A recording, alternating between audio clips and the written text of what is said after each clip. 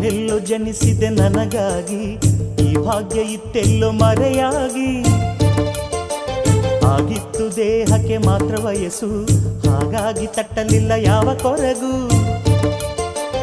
ಈಗಾಯ್ತು ಆಸೆಗೂ ಒಳ್ಳೆ ವಯಸ್ಸು, ನಿನ್ನನ್ನು ಕಂಡ ಕ್ಷಣ ಎಲ್ಲ ಬೆರಗು. ಮಂತ್ರವೋ ಆ ಮಂತ್ರವೋ ನಿಂದೇನೆ ಗಾರುಡಿಯೋ, ನನಗೀಗ ತಿಳಿಯಿತಮ್ಮ, ಇನ್ನೀಗ ನೀನೆ ತಾನೆ ಪ್ರೇಮ.